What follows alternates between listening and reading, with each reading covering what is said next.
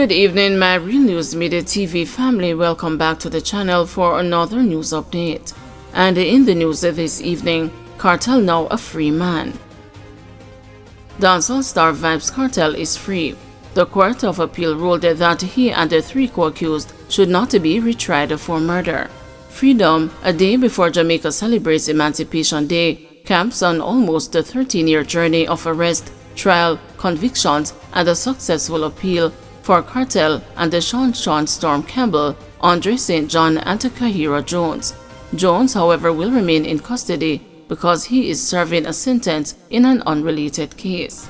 The highly anticipated decision was delivered by newly minted President of the Court of Appeal, Justice Marva MacDonald Bishop. She led a panel of 3 judges which comprised Justices Paulette Williams and David Fraser. The decision was unanimous.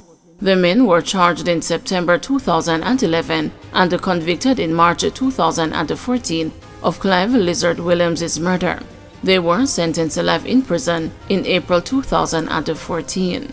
Following an unsuccessful challenge of the conviction in the Jamaican Court of Appeal, they were sent to the Privy Council, Jamaica's highest court. The Privy Council threw out their convictions in March 2024 on the grounds of juror misconduct, but remitted the matter to the Court of Appeal to determine whether there should be a retrial.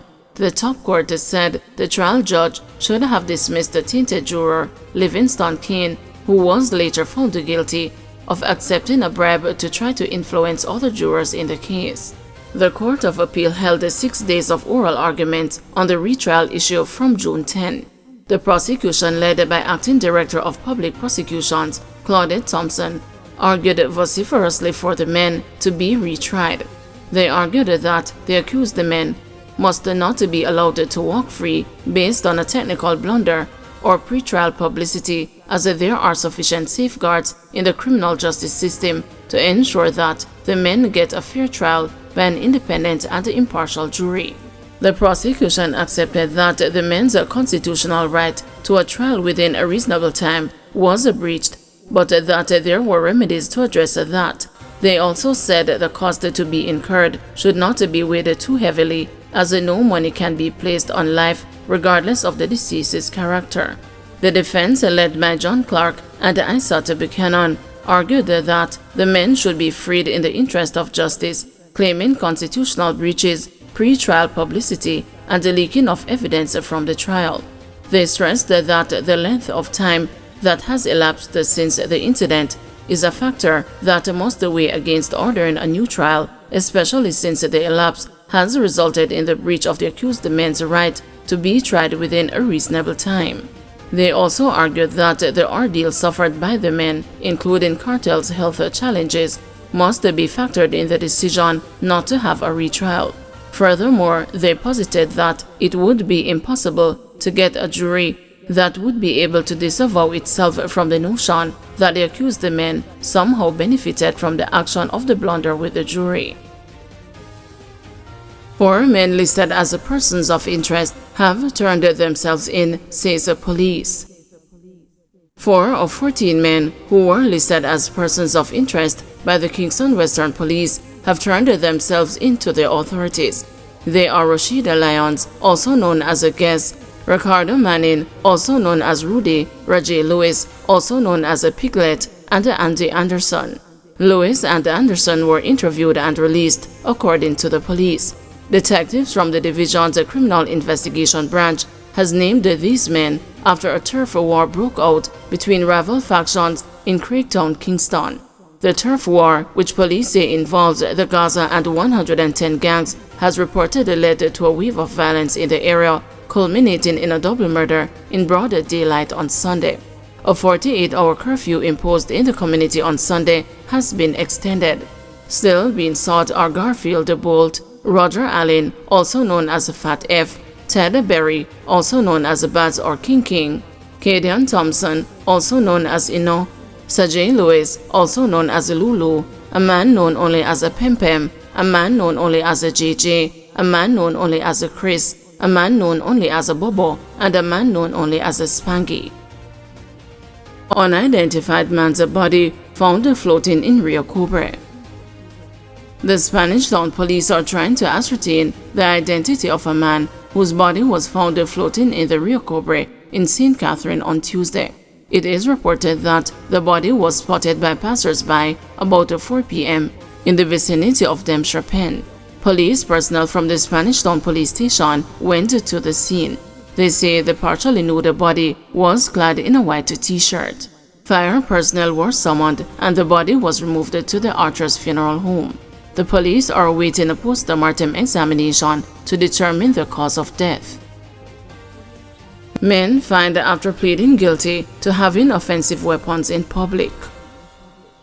2 men who pleaded guilty to possession of offensive weapons while in public were fined Tuesday as they made appearances in the Kingston and the St. Andrew Parish Court. In the first case, Cliffroy Hepburn was charged with having a black-handled scissors in his possession while being in public on June 30, 2024. Hepburn pleaded guilty but stated that he had an explanation for the weapon being in his possession.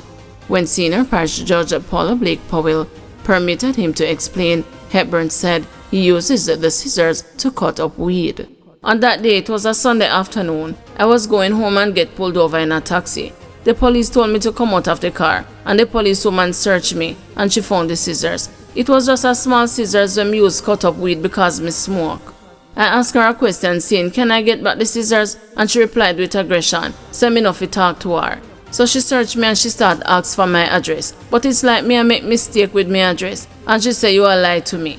And me said, no, it was a mistake. And she said, me I bring you go a station and charge you. Hepburn explained. So Mr. Hepburn, you are telling me that having scissors to cut up weed and smoke is a lawful reason? Judge Blake Powell questioned. While Hepburn responded no, Judge Blake Powell reiterated her question, guilty or not guilty. Hepburn pleaded guilty and was fined $1,500 or 10 days in jail. In the second case, Maurice Maxwell pleaded guilty to being armed with a brown-handled 3-star ratchet knife in a public place without authorization on July 17, 2023. Judge Blake Powell ordered that Maxwell pay a fine of $2,500 or spend 10 days in prison. Both men paid their fines and were released. Police kill man on bail for murder during alleged shootout in Linstead. A man who the police said was on bail on a murder charge was fatally shot in Linstead on Tuesday after he allegedly challenged the police with an illegal gun. The deceased is D'Angelo Creighton, otherwise called Hothead, a 33-year-old of Wakefield District, Linstead, St. Catherine. About 12:50 p.m., personnel from the Linstead police station were on patrol in Wakefield when the team received the information and proceeded to a house in the district where Creighton resided. The police say he was observed holding a handgun, which he pointed in the direction of the advancing police team.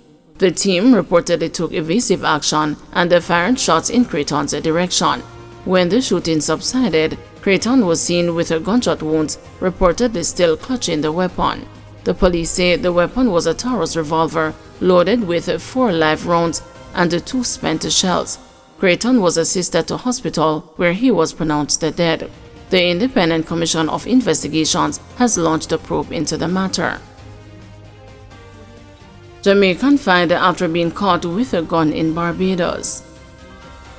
A Jamaican man was on Monday ordered to pay a fine of $15,000 after apologizing for being caught with a firearm in Barbados.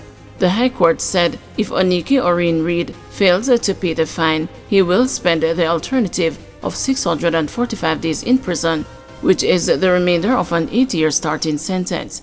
In handing down the ruling, Justice Pamela Beckles told Reid that he will thereafter be released into the custody of the Immigration Department for the appropriate action. On April 29, 2022, Reid pleaded guilty to possession of an illegal 5.56mm caliber rifle. Police discovered the gun in the trunk of a car occupied by Reid and another person. It was revealed that Reid is suffering from a bullet wound for which he received medical attention. Thank you everyone for watching. See you tomorrow morning at 6 a.m. for another news update.